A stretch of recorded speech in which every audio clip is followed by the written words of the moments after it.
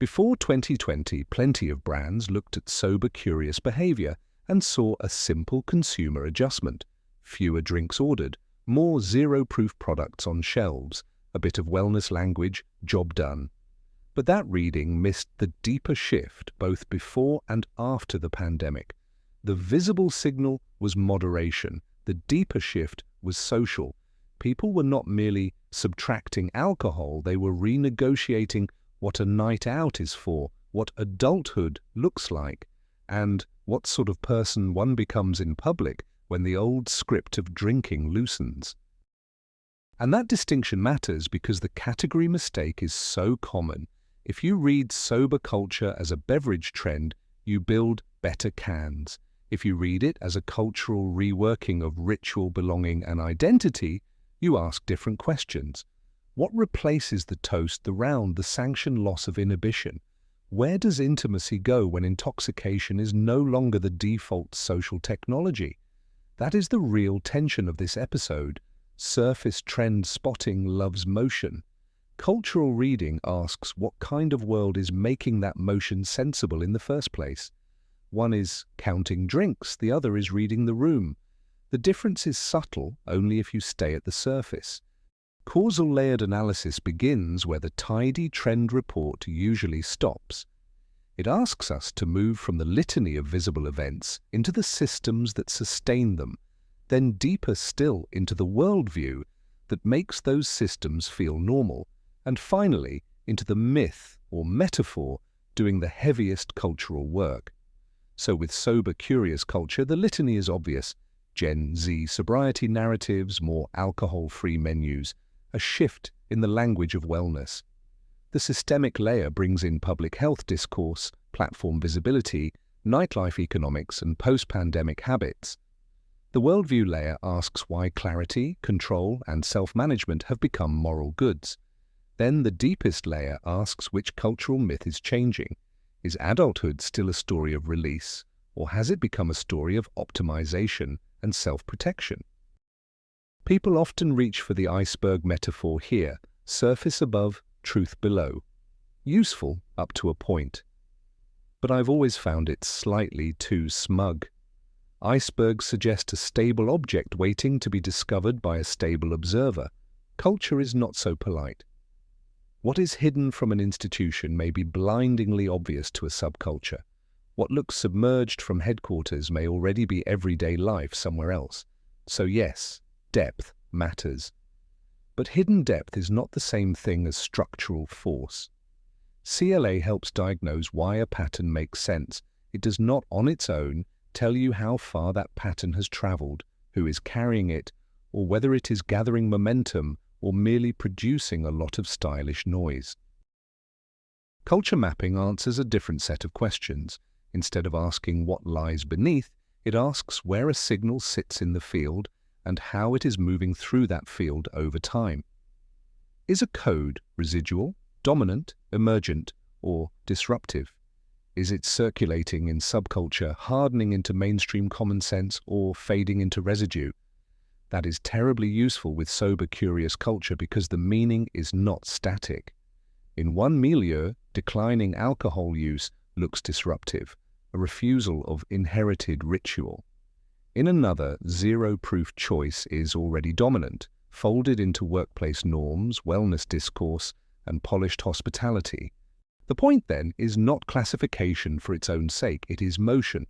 A signal matters differently when it is early, contested, and carried by a small but intense network than when it has been absorbed into retail and everyday behavior. Culture mapping lets you watch that migration. It can show how a story about sobriety moves from edge expression to professional identity, from subcultural refusal to branded normalcy. CLA gives you the architecture of meaning.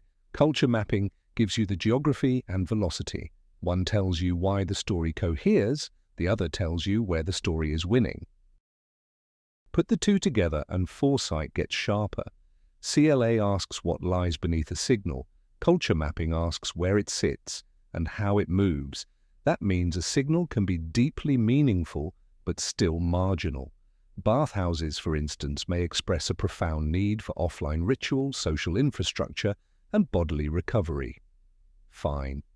CLA can tell you why that bundle of meanings has force. But culture mapping asks the inconvenient question, force for whom exactly, and in which cities, networks, or classes? Conversely, a signal can be highly visible and structurally weak. A lot of chatter, a lot of aesthetics, not much staying power. This is where many Foresight teams go wrong. They confuse visibility with inevitability or depth with scale. They see a sober bar menu in 3 neighborhoods and declare the future dry. Or they hear a persuasive myth of post-alcohol adulthood and assume diffusion has already happened. Using both methods disciplines that impulse. You pressure test the story underneath, then you locate its actual spread.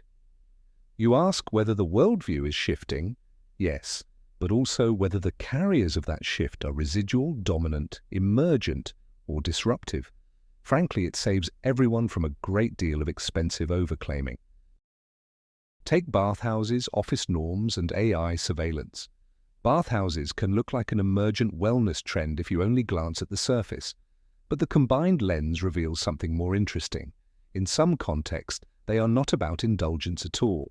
They are about loneliness, ritual repair, and the rebuilding of third space sociality. Office norms show the same instability. Return to office debates are not merely about policy. They are arguments about visibility, gendered labor, trust, and whose body must be present to count as working. AI surveillance, meanwhile, can appear as an efficiency tool at the litany level, while carrying a deeper worldview of measurable obedience and a myth that management must see everything in order to believe anything. During a blackout, neighbors running extension cords from a shared generator can look like an improvised energy pilot from the perspective of a utility, and like routine survival from the perspective of the people who do it every storm. Foresight improves when we stop treating futures as fixed destinations and start treating them as moving cultural systems. Not a single outcome, but a field of signals, narratives, behaviors, and pressures interacting over time. That is true whether we are looking at sober culture, work, mobility, or trust. The practical framing is almost embarrassingly simple. What is the signal? What is its depth? And where is it moving? But simple questions, asked properly, can be rather unforgiving. They force you to separate evidence from projection, distribution from desire, and cultural change from your own appetite to announce it early. And there is one last discomfort in all of this. Interpretation is not neutral stage lighting. It is part of the system. The futures we notice, the ones we classify as meaningful, plausible, desirable, or threatening, are shaped by our own line of sight. So perhaps the most difficult question is not whether a signal points to the future. It is whether our way of seeing is expanding what futures can be made thinkable, or quietly narrowing them before they arrive. Thanks for listening.